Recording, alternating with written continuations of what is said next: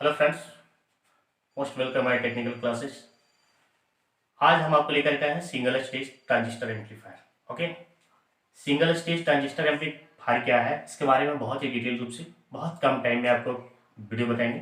ठीक है, और इसके बाद आपको इसमें जो कुछ भी है DC load line, AC load line, emitter floor, आपको बहुत ही डिटेल से बहुत कम टाइम में बताएंगे। ठीक है, इसलिए हमारे चैनल को प्लीज लाइक एंड सब्सक्राइब जरूर करें। ठीक है, तो आइए ये देखते हैं कि सिंगल स्टेज ट्रांजिस्टर एम्पलीफायर है क्या।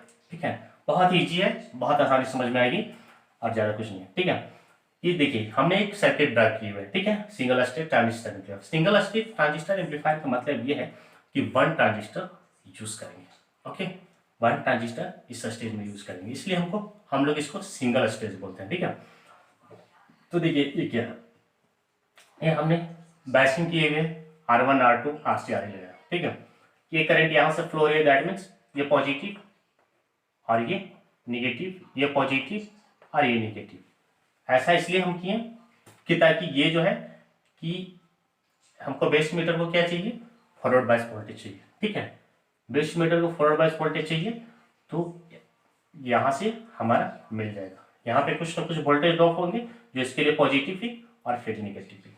राइट, ये है ट्रांजिस्टर बायसिंग। तो फ्रेंड्स, हम सबसे पहले एक चीज ये जान लेते हैं कि ट्रांजिस्टर का यूज हम लोग किस लिए करते हैं। ट्रांजिस्टर का यूज हम लोग इसलिए करते हैं ताकि इसमें हम लोग एम्पलीफिकेशन कर सकें। ठीक है ना, मेनली यूज हम लोग इसी के लिए करते हैं कि ताकि एम्पलीफिकेशन कर सकें। तो इसमें ये देखें कि अगर हम लोग यहाँ पे ट्रांजिस्टर सिग्नल हम लोग अप्लाई अगर कर दिए, बाय द वे यहाँ पे हमने सिग्नल अप्लाई कर दिया, तो क्या ये सफिशियंट होगा या नहीं। ठीक है, तो हम लोग एक चीज ये देखते हैं, मान लेते हैं कि ये जो है कि आपका ये जो है सो आपका सिग्नल है, ये है सिग्नल, यानी इनपुट सिग्नल। ठीक है, ये सिग्नल है। ओके, और हमने जो यहाँ वोल्टेज जो ड्रॉप हो रहे हैं, मान लेते हैं कि उसके अकॉर्डिंग इसमें जो आईबी करंट मेरा जो फ्लो हो रही है, वो आईबी करंट फ्लो हो रही है, मान लेते हैं 5 माइक्रो एम्पियर। ठीक है, 5 माइक्रो एम्पियर का करंट इसमें फ्लो हो रही है, और मेरा जो ये है ये 10 माइक्रो एम्पियर और 15 माइक्रो एम्पियर और 5 माइक्रो एम्पियर। ठीक है, इस सिग्नल का मान लेते हैं। तो ये होता है क्या है कि यदि मेरा 10 माइक्रो एम्पियर का ये सिग्नल करंट इससे फ्लो हो रही है और मेरा सिग्नल ये 10 माइक्रो एम्पियर 5 माइक्रो, तो होगा क्या कि 10 माइक्रो एम्पियर का अगर ये फ्लो हो रही है, ठीक है, तो यदि अगर पॉजिटिव है, जीरो है तो 10 माइक्रो एम्पियर होंगे। ध्यान दीजिएगा, ये पॉजिटिव पीक है तो 10 और 50 मिल करके क्या होंगे, 10 और 15 मिल करके 25 माइक्रो एम्पियर हो जाएंगे। लेकिन अगर ये मान लेते हैं कि निगेटिव है, ये मान लेते हैं निगेटिव है, तो देन होगा क्या कि ये इसमें से घट जाएगा। ठीक है, इसमें से घट करके 5 माइक्रो एम्पियर बचेगा। मान लेते हैं कि अगर ये 5 माइक्रो एम्पियर रहेगा तो होगा क्या कि फिर ये जीरो बचेंगे। ठीक है, ये जीरो बच जाएगा। तो जीरो बच जाएगा तो हमको क्या चाहिए, इसके अक्रॉस फॉरवर्ड बायस वोल्टेज चाहिए, कुछ इसका अपना वोल्टेज ड्रॉप यहाँ पे होनी चाहिए और करंट होना चाहिए। तो जब यहाँ पे करंट रिजल्टेंट मेरा जीरो हो जाएगा, दैट मीन्स ये मेरा फेथफुल बायसिंग नहीं है। ठीक है, समझ में आई बात। अगर मान लेते हैं कि ये 10 10 5, देन अगर मान लेते हैं कि IV 5 है, तो 5 अगर ऐड होगा तो 5 और 5 माइनस और 5 पे पॉजिटिव, रिजल्टेंट जीरो, तो देन मेरा ये जीरो हो जाएगा। ठीक है, इसलिए तो कुछ ऐसा करते हैं कि ऐसा ना हो करके हमारा कुछ sufficient biasing signal easily cross कर जाए। ठीक है ना, सिग्नल इजीली क्रॉस कर जाए और सिग्नल में किसी भी तरह से डिस्टॉर्ट ना हो। तो हम लोग करते क्या है कि एक कैपेसिटर लेते हैं, एक कैपेसिटर लगाते हैं। ओके, एक कैपेसिटर लगाते हैं और इसके में हम लोग सिग्नल लगा देते हैं। ठीक है, ये capacitor coupling capacitor electrolytic capacitor लेते हैं 10 माइक्रो फैराड का। ठीक है, 10 माइक्रो, तो कैपेसिटर का x इक्वल टू हम लोग ये जानते हैं 1/2πfc। ओके, तो कैपेसिटर का जो प्रॉपर्टी होता है कि अगर डीसी करंट फ्लो हो रहा है तो डीसी करंट का फ्रीक्वेंसी क्या होता है, जीरो। दैट मीन्स इसके लिए इनफिनाइट रेजिस्टेंस की तरह बिहेव करेगा। तो डीसी करंट इधर फ्लो नहीं होगा और मेरा एसी सिग्नल डिस्टॉर्ट नहीं होगा। ठीक है, मेरा ये सिग्नल डिस्टॉर्ट नहीं होगा और ये जो है इजिली क्रॉस कर जाएगी। तो मान लेते हैं कि 5 माइक्रो एम्पियर पहले से है, और ये अगर मान लेते हैं कि 10 माइक्रो एम्पियर या 5 माइक्रो एम्पियर है, तो इसमें दोनों ऐड हो जाएंगे, दोनों ऐड होकर के फिर इजिली करंट पास करने लगेगा।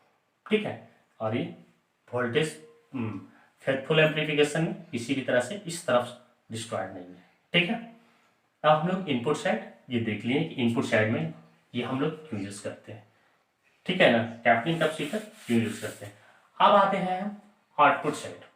आउटपुट साइड में हम लोग एक चीज ये देखते हैं कि VCC इक्वल टू क्या होता है, ICRC plus VC plus IRA। ठीक है, IRA। ओके, तो मान लेते हैं कि अगर हम VC के क्रॉस अगर ले चाहे ICRC के क्रॉस लें तो मेरा क्या होगा, ये देखिए। अगर VC के क्रॉस हमने आउटपुट अगर लेते हैं तो VCC minus ICRC minus IRA। Okay, अब ये हो गया। अब सबसे पहले एक चीज ये देख लेते हैं कि यहाँ पे यदि अगर हमारा करंट जो फ्लो हो रही है IB, तो IB अगर बढ़ेगी तो देन ये IC क्या होगा, IC भी बढ़ेगी। IC अगर बढ़ेगा तो I भी बढ़ेगा। क्लियर, IC बढ़ेगा तो I भी बढ़ेगा। तो I जब बढ़ेगा तो IRG ड्रॉप बढ़ जाएंगे। जब IRG ड्रॉप बढ़ जाएंगे तो मेरा आउटपुट जो वोल्टेज है, अगर हम इसके क्रॉस VC के क्रॉस लेते हैं या इसके क्रॉस लेते हैं तो आउटपुट है वो मेरा लो हो जाएगा। अगर मान लेते हैं कि ये बढ़ जाता है तो देन मेरा ये क्या होगा, घटेगा। अगर ये बढ़ जाता है तो ये मेरा घटेगा। ओके, तो इसलिए हम लोग कुछ वैसा करते हैं कि ताकि मेरा आउटपुट जो है वो किसी भी तरह से घटे नहीं। तो इसके लिए हम लोग क्या करते हैं कि एक बाईपास कैपेसिटर यहाँ पे लगा देते हैं 100 माइक्रो एम्पियर का, 100 माइक्रो फैराड का। ओके, हम लोग यहाँ पे 100 माइक्रो फैराड का बाईपास कैपेसिटर लगा देते हैं ताकि यहाँ पे IRA ड्रॉप न हो। ठीक है, यानी DC फ्लो होगी, इस रास्ते से DC जाएगी, कैपेसिटर जो रास्ते से क्या जाएगा, AC जाएगा। यानी जो पहले है वही करंट, यानी IC बढ़ने से यानी IB करंट इंक्रीज करने से इसमें कोई भी ड्रॉप इंक्रीज नहीं करेगा। ठीक है, और मेरा इसके अक्रॉस जो जिसके अक्रॉस हम आउटपुट लेंगे वो आउटपुट मेरा सफिशिएंट प्राप्त होगा। ठीक है, ये आउटपुट पोर्शन में क्लियर है यहाँ तक। ये 100 माइक्रो फैराड का लेता है। ठीक है, अब हम आते हैं इस स्टेज तक हो गया कि आउटपुट तक मेरा क्लियर हो गया। तो हमने एक चीज इसमें लिखा है सिंगल स्टेज ट्रांजिस्टर एम्पलीफायर, मतलब कि आप सिर्फ एक स्टेज का, हो सकता है कि आप डबल स्टेज, ट्रिपल स्टेज, ये आगे यूज होता है। ठीक है, तो मान लेते हैं कि अगर सिंगल स्टेज, तो अगर नेक्स्ट स्टेज के लिए जो देंगे यानी इसका आउटपुट होगा उसका इनपुट भी हो सकता है। ठीक है, तो इसके लिए अगर मान लेते हैं कि इस तरफ से जो DC करंट फ्लो हो रही है तो DC अगर ऐसे जा रही है तो इस रास्ते से फ्लो करके जाने लगेगी, तो नेक्स्ट स्टेज के भी डिस्ट्रॉय कर सकता है। ठीक है, फेथफुल एम्प्लीफिकेशन को। तो हम लोग इसमें भी एक करंट कैपेसिटर लगा देते हैं। ठीक है, इसमें भी कैपेसिटर लगा देते हैं और इसके क्रॉस लोड ले लेते हैं। ठीक है, इसके क्रॉस लोड ले लेते हैं। अब जो है कि हम आउटपुट इसके क्रॉस हमने VC के, इसके क्रॉस हमने आउटपुट ले लिया। ठीक है, इसके क्रॉस हमने आउटपुट लिया है। ओके, VC के क्रॉस क्लियर है। तो ये जो है ये कपलिंग कैपेसिटर यहाँ पे लगाते हैं। ठीक है, कपलिंग कैपेसिटर का मतलब मकसद ये है कि जो नेक्स्ट स्टेज जो एम्प्लीफिकेशन होगा उसको ये आइसोलेट करके रखेगा। ठीक है, इसका DC करंट उसमें फ्लो नहीं करने देगा ताकि उससे उसका जो फेथफुल एम्प्लीफिकेशन के लिए जो हम लोग जो बायसिंग किए गए वो बायसिंग डिस्ट्रॉयड ना हो। ठीक है ना, इसलिए हम लोग ये 10 माइक्रो फैराड का कपलिंग कैपेसिटर लगा देते हैं। ठीक है, यहाँ तक क्लियर। अब आते हैं कि कॉमन इमीटर ट्रांजिस्टर जो होते हैं वो फेज रिवर्सल होते हैं, आउट ऑफ फेज देते हैं। ठीक है, तो सब ये जान लें कि common emitter transistor out of phase का क्या मीनिंग है। मान लेते हैं कि हमने इनपुट सिग्नल ऐसा दिया। ओके, तो मेरा आउटपुट सिग्नल कैसा मिलेगा, आउट ऑफ फेज, यानी 180 डिग्री आउट ऑफ फेज। ठीक है। कॉमन इमीटर का पहली प्रॉपर्टी कि अगर हम उसका सिग्नल को इनपुट में अगर सेम सिग्नल में देते हैं तो उसका आउटपुट आउट ऑफ फेज मिलता है 180 डिग्री, ठीक है। तो ये इसकी प्रॉपर्टी होती है। आखिर ये कैसे होता है इसके बारे में हम समझेंगे बहुत ही डिटेल से, ठीक है। तो जैसा कि हम एक चीज जानते हैं कि VCC, देखिए मान लेते हैं हम ये जो सिग्नल है हमने इनपुट मान लेते हैं, इनपुट सिग्नल, ओके। और ये जो है आउटपुट, राइट। ये ऐसा क्यों मिलता है, क्लियर। तो मान लेते हैं यहाँ VCC इक्वल टू है 10 वोल्ट, RC इक्वल टू है 4 किलो ओम, ठीक है। और बीटा इक्वल टू है 100, ये एज्यूम कर लिए, ठीक है। और IB इक्वल टू मान लेते हैं, IB मेरा IB क्या है, IB 10 है, IB equal to 10 micro ampere हम मान लेते हैं, ठीक है। IB equal to 10 micro ampere. तो ये आउट ऑफ फेज कैसे देता है इसके बारे में बताने जा रहे हैं, ठीक है ना। तो ये मान लेते हैं कि ये 10 हो गया, 10 और ये 50 और ये 5 और ये 5 इनपुट, ठीक है। तो सबसे पहले एक चीज ये जान लेते हैं कि VCC इक्वल टू क्या होगा, ICRC प्लस VC, ठीक है, प्लस VC। इसको हमने कैपिटल लेगा, दैट मींस उसको शॉर्ट मान लेते हैं, ठीक है। तो प्लस VC, तो यानी VC इक्वल टू क्या होगा, VCC माइनस ICRC, क्लियर है, VCC माइनस ICRC। तो इसमें होता क्या है कि आप IC इक्वल टू हम लोग क्या जानते हैं, IC इक्वल टू जानते हैं beta IB, IC equal to beta IB।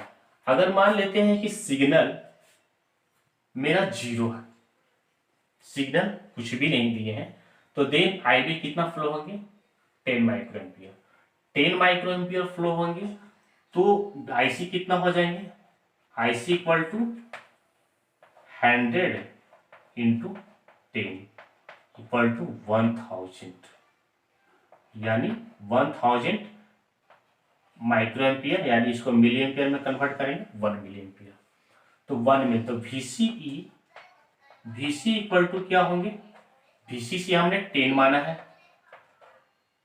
और 1 मिली एम्पियर है, तो ICRC क्या होंगे, यानी 1 इंटू 4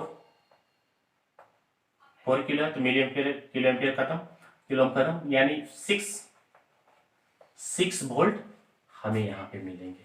तो मान लेते हैं ये 6 हो गया, ठीक है, ये 0 है तो 6 हो गया, ठीक है। अब ये देखना है कि अगर मेरा पॉजिटिव गया, ये 15 एम्पियर गया, तो देन मेरा उस वक्त क्या हो जाएगा, IC, उस वक्त IC हो जाएंगे, यानी बीटा IB यानी 10 15 यानी 1.5 इंटू 100, इतना, ओके। 15। अब इसमें क्या होगा कि मिली एम्पियर यानी 1.5 milli ampere, 1.5 milli ampere, that means VC equal to 10 minus 1.5 into 1.5 into 4, यानी क्या होगा 4। तो दैट मीन्स ये पोर्शन आपका 4 आ गया, नीचे की ओर आएगा तो ये मैक्सिमम पीक, ये मैक्सिमम 15 था तो मैक्सिमम 4 आ गया, ठीक है। तो देन उसी तरह से जब ये 0 पे जाएगी तो देन जब ये 0 पे जाएगी तो देन ये भी 0 पे यानी 6 वोल्टेज होंगे। और फिर जब ये अगर फिर ये माइनस पे आएंगी या 5 पे आएगी तो फिर देखिए IC इक्वल टू क्या होंगे, IC equal to beta IB यानी 100 इंटू 5 यानी 500 मतलब 0.5 मिली एम्पियर, ओके। यानी VC इक्वल टू क्या होगा, 10 माइनस सॉरी हाँ VC इक्वल टू क्या होगा 10 माइनस 0.5 इंटू 4 यानी 8। ओके, यानी ये पोर्शन फिर 8 पे आ जाएंगे, है ना, ये पोर्शन 8 पे आ जाएंगे और इस तरह से मेरा आउट ऑफ फेज ये फेज रिवर्सल दिया। ओके, तो जैसे अगर सिग्नल मेरा इनपुट में सेम फेज में हो तो आउटपुट हमें कॉमन एमिटर में कैसे मिलते हैं, कॉमन एमिटर में out of phase. Practical simple सोचने वाली बात है। VCE equal to VCC minus ICRC। इस पर देखिएगा, अगर मान लेते हैं कि ये IB, यहाँ पे एक सिंपल प्रैक्टिकल सोचते हैं वैसे, मान लेते हैं कि VC इक्वल टू क्या हो गया, VC equal to VCC minus ICRC। अब IB करंट अगर फ्लो होगी दैट मीन्स IC बढ़ेगी, IB अगर बढ़ेगी तो दैट मीन्स IC बढ़ेगी, IC बढ़ेगी तो ICRC ड्रॉप बढ़ेंगे, ICRC ड्रॉप बढ़ेंगे तो मतलब VC घटेंगे। यानी जिस रिस्पेक्ट में IB करंट फ्लो बढ़ेंगे उस रिस्पेक्ट में IC वोल्टेज ड्रॉप बढ़ेंगे। और ये क्या होगा कि VC घटेगा। ठीक है, तो सिंपल सी ये है बात। तो फ्रेंड्स, यदि हमारे चैनल, यदि उम्मीद करते हैं कि आपको समझ में आ गई होगी। अब आपको नेक्स्ट हम आपको जो वीडियो बनाने वाले हैं वो DC लोड लाइन और AC लोड लाइन के बारे में पढ़ाएंगे। ओके, तो हमारे चैनल को प्लीज सब लाइक एंड सब्सक्राइब जरूर करें। सो